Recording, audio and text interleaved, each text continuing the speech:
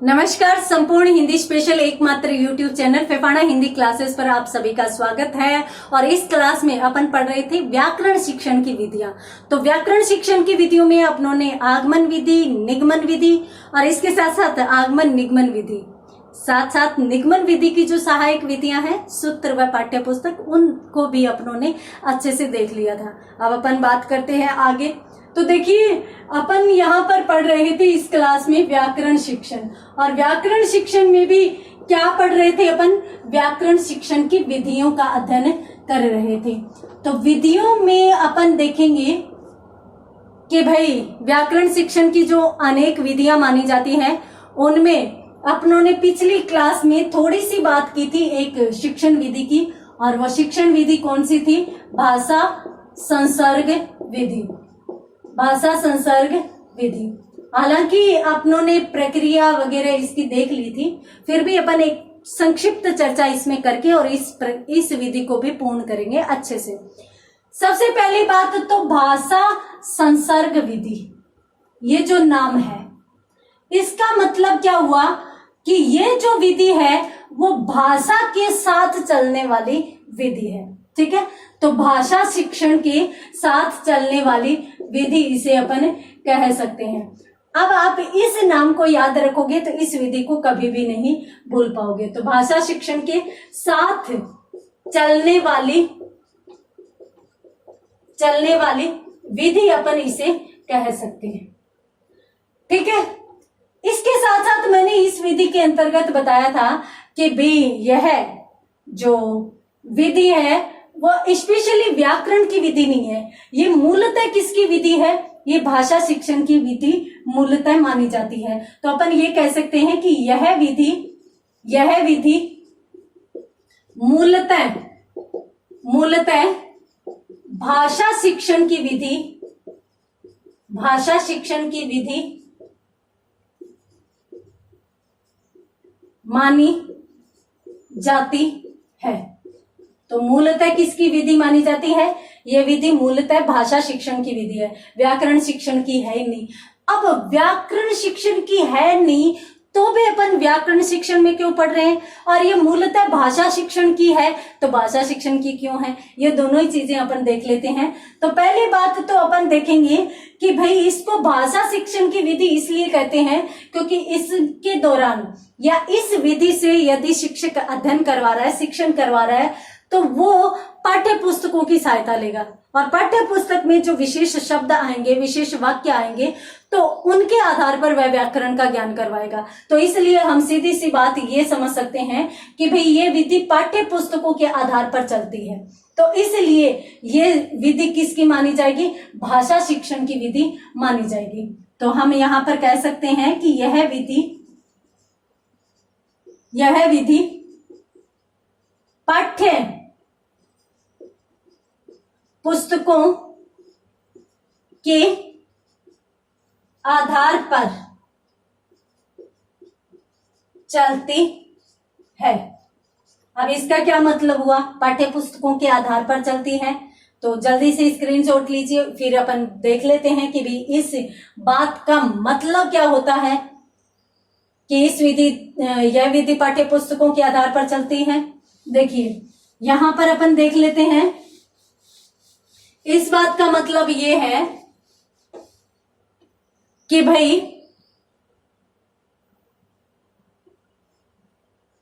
इस विधि द्वारा शिक्षण करवाते समय या शिक्षण के दौरान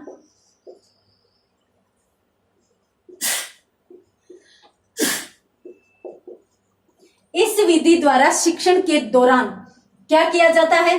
शिक्षण के दौरान शिक्षक पाठ पढ़ा रहा है, ठीक है, शिक्षण के दौरान शिक्षक किसी भी, या फिर अपन पाठ की बात न करके अपन गद्य शिक्षण की कर लेते हैं कि इस विधि द्वारा शिक्षण के दौरान शिक्षक गद्य शिक्षण करवाते समय गद्य शिक्षण करवाते समय वह क्या करेगा? गद्य शिक्षण करवाते समय पाठ में आए महत्वपूर्ण शब्द या वाक्य का नियमानुसार या अपन कह सकते हैं कि नियम पूर्वक लिखेंगे तो आपको ज्यादा समझ में आएगा। तो नियम पूर्वक, क्योंकि नियम साथ में बता देता है वहां पर, तो नियम पूर्वक क्या करता है, व्याकरणिक ज्ञान देता है। व्याकरणिक, तो व्याकरणिक ज्ञान करवाता है। ये लीजिए, ये है पूरी की पूरी भाषा संसर्ग विधि। क्या होगा, सबसे पहले तो एक शिक्षक होगा, वो क्लास में जाएगा, तो क्लास में जाकर किसी पाठ का चयन करेगा, वो पाठ पढ़ाना शुरू कर देगा। पाठ किसका, सामान्यतः गद्य शिक्षण के दौरान इसका ज्यादा उपयोग किया जा सकता है। तो वो क्या करेगा कि किसी भी गद्य पाठ को निकालेगा और उस पाठ को पढ़ाते समय कोई भी महत्वपूर्ण शब्द, कोई भी महत्वपूर्ण वाक्य वो अपने आधार पर चयन कर सकता है। उसे लगे कि भाई बच्चों को ये चीज नहीं आती या बच्चे इस चीज को समझना चाहते हैं, तो उसको फिर वो खोलकर व्याकरण के नियम के साथ उसका ज्ञान करवाता है। तो वहां पर कौन सी विधि मानी जाती है, भाषा संसर्ग विधि मानी जाती है। इस विधि द्वारा शिक्षण के दौरान शिक्षक गद्य शिक्षण करवाते समय पाठ में आए महत्वपूर्ण शब्द या वाक्य का नियम पूर्वक व्याकरणिक ज्ञान करवाता है। तो स्क्रीनशॉट लीजिए, उसके बाद भी अपन बात करते हैं। और इसके लिए महत्वपूर्ण आधार क्या है वो चीज भी अपन यहाँ पर देख लेते हैं। तो देखिए, इसमें आधार है कि सामान्यतः जो शिक्षक होता है वो क्या करता है कि भाषा पर जिन लेखकों का अधिकार होता है उन लेखकों का चयन करता है। कुछ लेखक होते हैं जिनका भाषा पर बहुत अच्छा अधिकार होता है, तो उनकी रचनाएं, उनकी कृतियां बहुत अच्छी अच्छी उच्च कोटि की मानी जाती हैं। तो उनका चुनाव करके और फिर शिक्षक जब पढ़ाता है तो पढ़ाते पढ़ाते वो साथ साथ व्याकरण का ज्ञान देता जाता है। तो इसलिए बालक है वो वहां पर शुद्ध नियम व शुद्ध भाषा का ज्ञान प्राप्त कर सकते हैं। तो अपन इस चीज को भी नोट कर लेते हैं कि शिक्षक द्वारा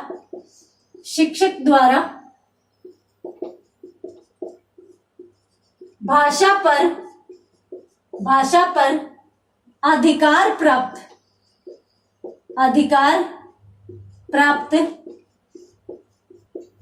लेखकों की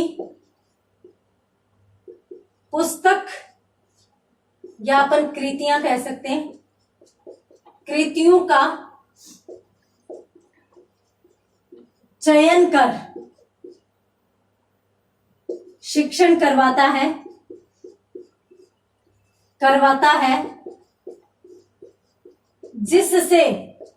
जिससे क्या होगा, विद्यार्थी जो है शुद्ध व्याकरणिक नियम जान सके। ये लीजिए, शिक्षक द्वारा भाषा पर अधिकार प्राप्त लेखकों की पुस्तक या कृतियों का चयन करके शिक्षण करवाता है, जिससे क्या होता है, विद्यार्थी शुद्ध व्याकरणिक नियम जान सकते हैं। तो जल्दी से स्क्रीनशॉट लीजिए, उसके बाद अपन बात करते हैं आगे। अब अपन बात करते हैं कि इस विधि में अपनों ने देखा कि भाई शिक्षक क्या करता है, पाठ्य पुस्तक में यानी गद्य के साथ व्याकरण का ज्ञान करवाता है। सीधा का सीधा तो करवाता ही नहीं है।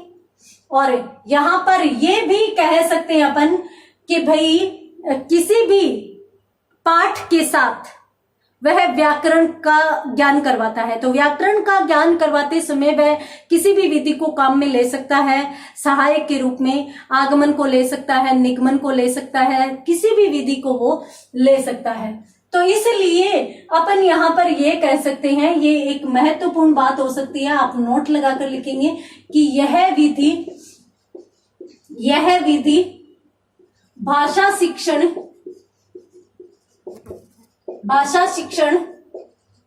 के साथ चलने के कारण क्या हुआ, यह विधि पूर्ण नहीं है, पूर्ण विधि नहीं मानी जाती।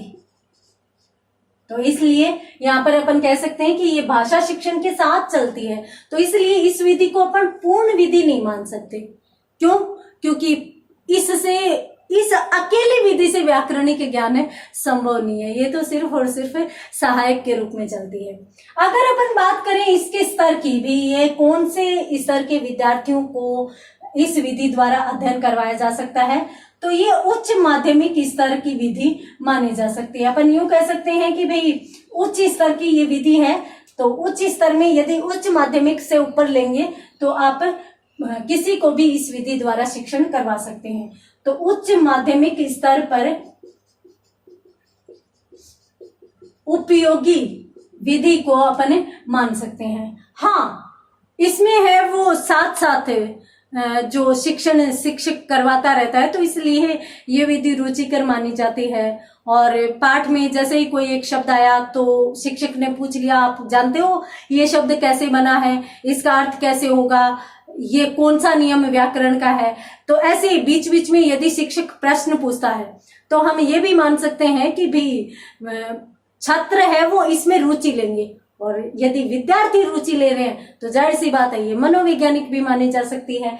तो इन बातों के बारे में अपन चर्चा कर चुके हैं कि ये उपयुक्त विधि मानी जाती है, मनोवैज्ञानिक विधि भी ये मानी जाती है। तो जल्दी से स्क्रीनशॉट लीजिए। उसके बाद आपको एक चीज, महत्वपूर्ण चीज मैं यहाँ पर बता देती हूँ कि भाई इस विधि में है वो कुल 4 चीजों का ध्यान रखना अत्यंत आवश्यक है। 4 बातें ध्यान रखना अत्यंत आवश्यक है। वो 4 बातें कौन कौन सी हो सकती है, उसमें यदि अपन बात करें उस संबंध में, तो सबसे पहले तो अपन लेंगे कि इस विधि द्वारा शिक्षण के दौरान निम्न 4 बातों का ध्यान रखना, निम्न 4 बातों को ध्यान रखना, 4 बातों का ये आवश्यक है। कौन कौन सी? सबसे पहली बात तो कि भाई इस विधि द्वारा सिर्फ और सिर्फ व्यावहारिक व्याकरण ही पढ़ाया जा सकता है, नियमित व्याकरण नहीं पढ़ाया जा सकता। नियमित व्याकरण यानी इसका मतलब यह है कि आप पाठ के दौरान पढ़ा रहे हो। आप पाठ के दौरान मान लीजिए कि एक शब्द आ गया, आजादी शब्द आ गया। अब आजादी शब्द है वो व्यंजन संधि का उदाहरण माना जाता है।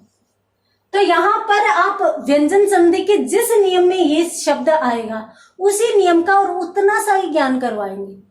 ऐसे नहीं है कि आप अब अगर अपन संधि की बात करें तो पहली संधि तो स्वर संधि मानी जाती है, तो स्वर से शुरू करके और फिर अपन व्यंजन पढ़वाएं। ऐसे नियमित अध्ययन नहीं करवाया जा सकता। जो जहां पर शब्द आया, अब मान लीजिए कि आज आपने व्यंजन संधि का ये नियम बता दिया, कल आप पढ़ा रहे हैं तो कल आप के सामने जो शब्द आ रहा है वो सामासिक पद आ जाए, संधि से संबंधित कोई शब्द ही नहीं आए। तो कोई शब्द नहीं आएगा तो आप क्या करेंगे, समास का बताएंगे, संधि को आप छोड़ देंगे। तो इसलिए नियमित रूप से टॉपिक वाइज अध्ययन इस विधि द्वारा नहीं करवाया जा सकता। इसमें क्या है कि मात्र व्यावहारिक ज्ञान व्याकरण का दिया जा सकता है। तो इसको अपन कैसे लिखेंगे कि इस विधि द्वारा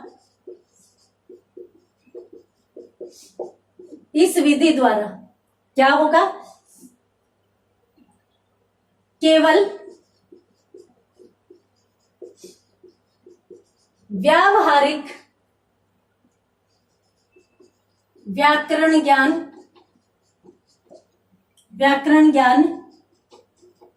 संभव है। व्यावहारिक व्याकरण ज्ञान संभव है तो नियमित व्याकरण ज्ञान नहीं करवाया जा सकता। और यदि आपको नियमित व्याकरण ज्ञान करवाना है विद्यार्थी को तो चाहे आगमन के पास चले जाइए चाहे निगमन के पास।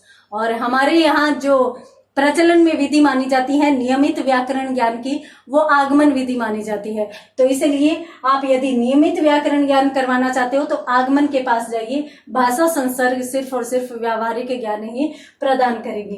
तो जल्दी से स्क्रीनशॉट लीजिए। उसके बाद अपनों ने 4 बातों का जिक्र किया है। तो पहली बात तो यहाँ पर हो जाती है। उसके बाद अपन बात करते हैं दूसरे। तो इस विधि में दूसरी बात कौन सी हो सकती है, तो यहां पर देखते हैं अपन।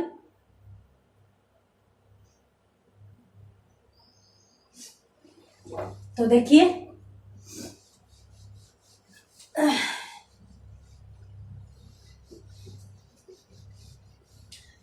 पहली बात तो ये कि भाई इस विधि द्वारा यदि आप शुद्ध भाषा ज्ञान करवाना चाह रहे हैं तो शुद्ध ज्ञान करवाने के लिए आपको एक चीज आवश्यक है। कौन सी? कि आपको जब आप गद्य शिक्षण करवा रहे हैं तो उसको विस्तार से लेकर चलें, और विस्तार से लेकर चलेंगे तो साथ साथ गद्य चलेगा, साथ साथ व्याकरण, तो बहुत अधिक समय खर्च होगा। तो अपन यह कह सकते हैं कि इस विधि द्वारा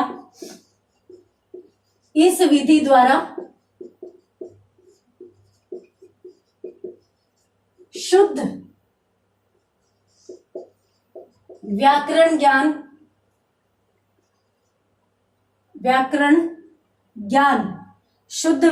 ज्ञान करवाने में क्या होगा,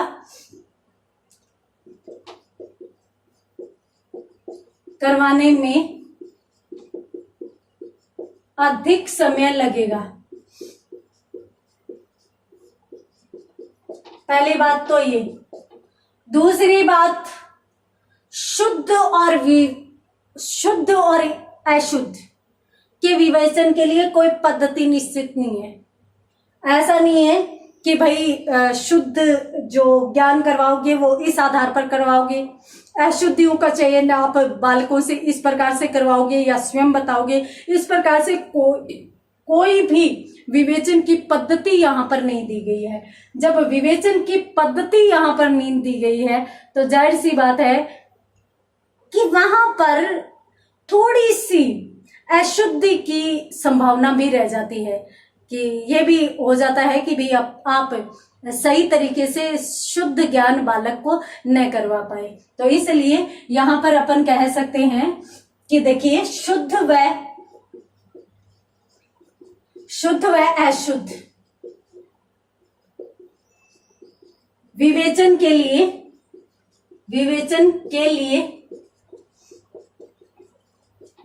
कोई पद्धति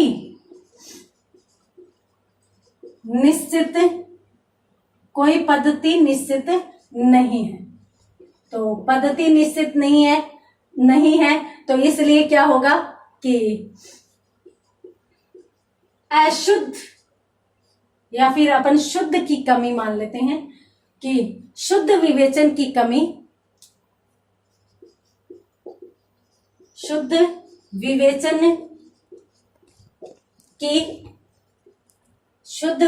की कमी कभी नहीं है। वो शुद्ध विवेचन की कमी क्या है? संभावित है, क्योंकि संभावना रह जाती है। कमी संभावित है। ये लीजिए, एक तो इस विधि द्वारा शुद्ध व्याकरण ज्ञान करवाने में अधिक समय लगता है। दूसरी, शुद्ध व अशुद्ध विवेचन के लिए भी कोई पद्धति निश्चित नहीं है, और कोई पद्धति निश्चित नहीं है तो इसलिए शुद्ध की कमी है वो स्वाभाविक रूप से रह जाती है। तो जल्दी से स्क्रीनशॉट लीजिए और उसके बाद अपन बात करते हैं आगे चौथा पॉइंट कौन सा इसमें हो सकता है। तो ये अपनों ने दूसरे की बात की, ये अपनों ने तीसरे की बात की। तो चौथा पॉइंट कौन सा रह जाता है ये भी अपन यहां पर देख लेते हैं। देखिए, आप शिक्षक बनने जा रहे हैं और आप कभी भी किसी भी टॉपिक को पढ़ाने के लिए क्लास में जाइए। यदि आपको उस टॉपिक से पूरा ज्ञान नहीं है, पूरा ज्ञान नहीं है और उस टॉपिक से संबंधित पूरी शुद्धता का ज्ञान यहां पर आपको नहीं है, तो आप में आत्मविश्वास की कमी होगी।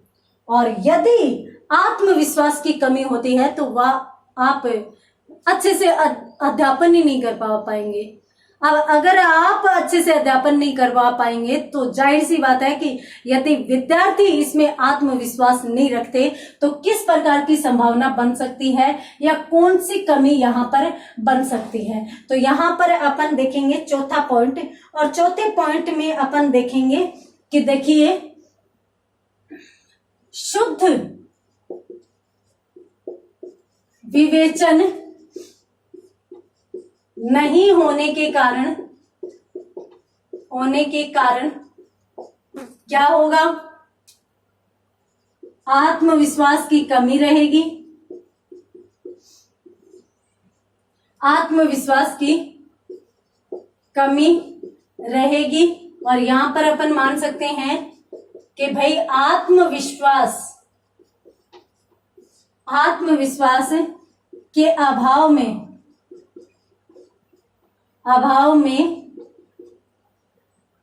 शुद्ध व्याकरण ज्ञान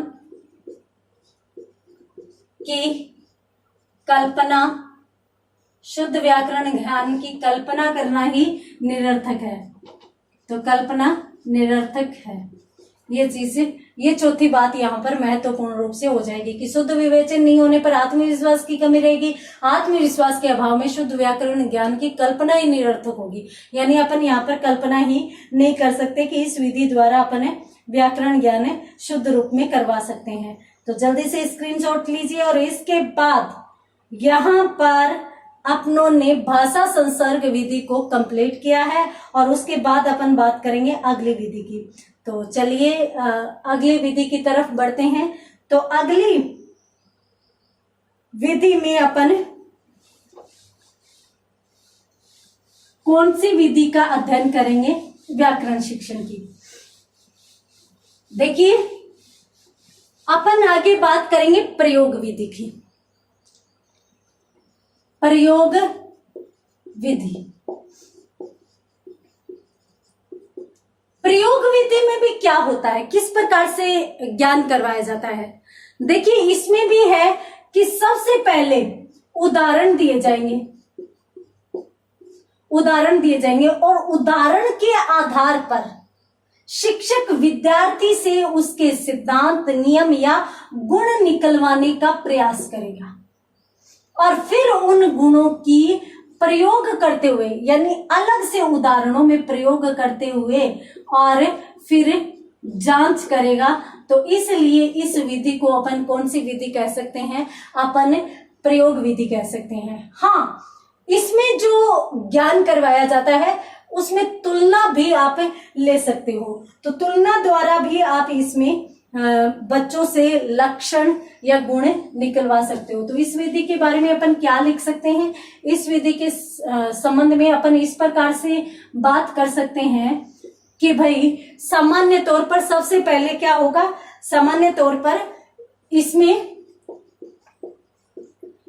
सर्वप्रथम शिक्षक द्वारा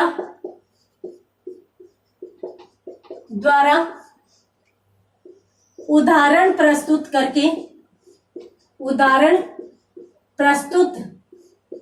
करके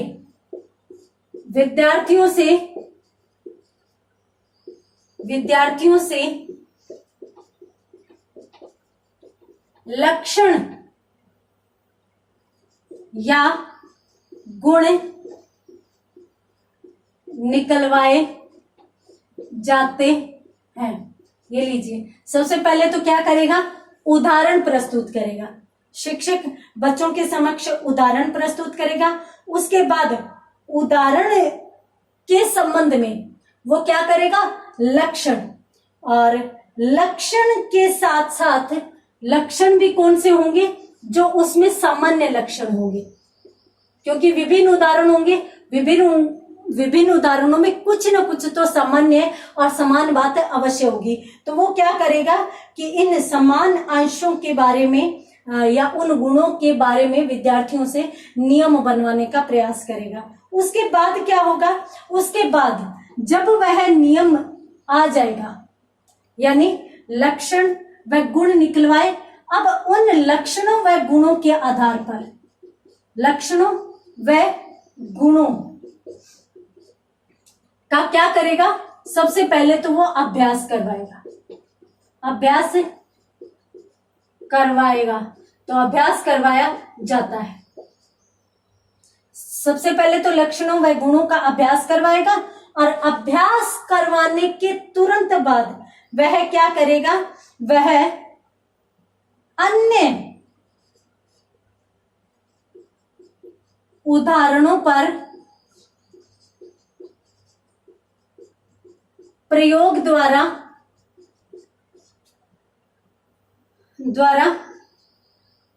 जांच करवाएगा, या करवाना लिख देते हैं अपन, जांच करवाना। इस प्रकार से ये विधि चलती है। यदि अपन बात करें तो इस विधि की प्रक्रिया हो सकती है। सबसे पहले शिक्षक क्या करेगा, उदाहरण विद्यार्थियों के समक्ष रखेगा, फिर उदाहरणों के आधार पर वह सामान्य लक्षण या गुण निकलवाने का प्रयास करेगा। जब उसके सामने लक्षण व गुण आ जाएंगे तो वह उनका अभ्यास करवाएगा। फिर उन्हीं लक्षणों व गुणों के आधार पर अन्य उदाहरणों की या अन्य उदाहरणों पर उन्हीं लक्षणों व गुणों की जांच करेगा। जांच करते हुए इस प्रक्रिया को पूर्ण मानेगा। तो जल्दी से स्क्रीनशॉट लीजिए, और उसके बाद मैं इसके जो सोपान हो सकते हैं वो भी मैं आपको यहाँ पर बता देती हूँ। तो इसके कौन कौन से सोपान हो सकते हैं, तो सबसे पहले तो अपनों ने क्या किया था भाई, अपनों ने किया था सबसे पहले तो उदाहरण, ठीक है। इसके सोपान की यदि अपन बात करें तो इस विधि के प्रमुख सोपान कौन कौन से हो सकते हैं। सबसे पहले 1 नंबर सोपान, यानी पहली सीढ़ी कौन सी होगी, आपको विद्यार्थियों के समक्ष उदाहरण प्रस्तुत करने होंगे। और उदाहरण के बाद जो दूसरी सीढ़ी होगी वो कौन सी होगी, तुलना एवं संश्लेषण की। संश्लेषण का मतलब होता है कि तुलना करते हुए ज्ञान को समन्वित करना, यानी एक साथ चीजों को जोड़ लेना, और जोड़ने के बाद वो क्या करेगा, उससे संबंधित नियमीकरण करेगा। नियमीकरण का मतलब क्या हो गया, नियम बना लेगा कि भाई हाँ, इन चीजों में ये चीज है, ये बात जो है वो कॉमन है। और उसके बाद वो क्या करेगा, नियमीकरण के बाद अपना कोई निष्कर्ष निकाल लेगा, और फिर क्या करेगा, निष्कर्ष के आधार पर बाद में उससे संबंधित वह प्रयोग करेगा, और प्रयोग के बाद वह क्या करेगा, अभ्यास करेगा। प्रयोग के बाद वह क्या करेगा, अभ्यास करेगा। कैसे होगा ये, देखिए, मान लीजिए यहां पर आपसे एक चीज पूछेगी। कौन सी चीज पूछेगी, कि भाई एक शब्द है विद्यालय, ठीक है। यहां पर आपको 3-4 उदाहरण यहां पर दे दिए गए, विद्यालय, पुस्तकालय। अब यहां पर मान लीजिए अपने पास 2 ही उदाहरण है, अंत में आल्य आल्य आ रहा है, तो यहां पर भाई क्या आ रहा है कि यहां पर भी आलय, यानी आलय शब्द अलग है। और इससे पहले क्या है, एक में तो विद्या शब्द है और एक में पुस्तक शब्द है। तो पुस्तक और विद्या के साथ आल्य जुड़ने से क्या बना है, पुस्तकालय और विद्यालय बना है। ये विद्यार्थी है वो इन दोनों की तुलना करते हुए और इस प्रकार से इस ज्ञान का अर्जन कर लेगा या इसका संश्लेषण कर लेगा। उसके बाद इस संश्लिष्ट रूप के बाद वो क्या कर लेगा, नियम बना लेगा कि भाई इस प्रकार से यदि शब्दों का मेल हो जाता है तो यहाँ पर इन दोनों की संधि होने के बाद इस प्रकार से शब्द बन जाते हैं। तो ये निष्कर्ष पर पहुंचेगा, निष्कर्ष के बाद फिर अन्य शब्दों पर प्रयोग करेगा। जैसे मान लीजिए कि एक शब्द आ गया उनके सामने वाचनालय, तो ये वाचनालय में भी इसी प्रकार से प्रयोग करेगा, इसी प्रकार से आल्य को अलग करेगा, वाचन को अलग करेगा और फिर ये जान लेगा कि भाई हाँ यहाँ पर ए जोड़ ए या ए आ जोड़ ए आ का संधि हो रहा है, तो इसलिए वो बाद में जब पूरा क्लियर हो जाएगा तब उससे संबंधित अभ्यास कर लेगा और यहाँ पर यह विधि कंप्लीट हो जाएगी। तो ये थे प्रयोग विधि के सोपान और यहाँ पर प्रयोग विधि जो व्याकरण शिक्षण की है वो भी यहाँ पर कंप्लीट होती है। तो आज की क्लास में इतना ही, मिलते हैं अगले क्लास में अगली शिक्षण विधियों के साथ, तब तक के लिए धन्यवाद।